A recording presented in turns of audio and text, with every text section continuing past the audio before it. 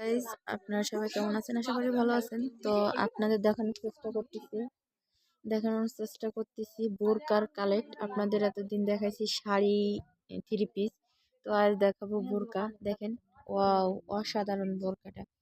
দেখেন, হ্যাঁ, প্রত্যেকটা বোরকা অনেক অনেক সুন্দর। এই দেখেন, এই বোরকা অনেক সুন্দর হলে কি হবে, কিন্তু আমার হবে না। আমি তো একটু শর্ট, তো আমার হবে না। দেখেন, ওয়াও, নাইস। পুরা লং, কত বড় দেখেন। এই থ্রি পিস গুলা এই বোরকা গুলা নিয়ে বাংলাদেশে সেল করে। তো এই দেখেন, কত সুন্দর সুন্দর বোরকা। হ্যাঁ, দেখেন, এটা জর্ডানের বোরকা। আমার হবে না, আমার লম্বা হবে, অনেক গুলা কাটা লাগবে। দেখেন, ওয়াও, আমার পড়তে বলতেছে। এই যে দেখেন,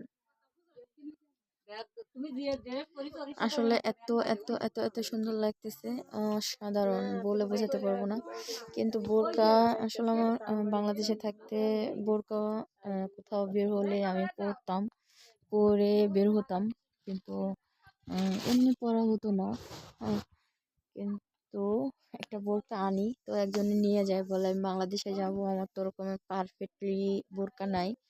তো এই জন্য আমি বোরকা দিয়ে দিছি, কিন্তু বোরকা দিয়ে এখন আমি বোকা সেজে গেছি। কারণ এখন আমি এই জন্য বোকা সেজে গেছি যে আমি যখন বাংলাদেশে যাব, যাওয়ার টাইমে আমার বোরকা থাকতেও পারে, নাও থাকতে পারে। দেখেন, এত লম্বা বোরকা কি আমার হবে? আপনাদের মনে হয়? বলেন, আমি কি এত লম্বা?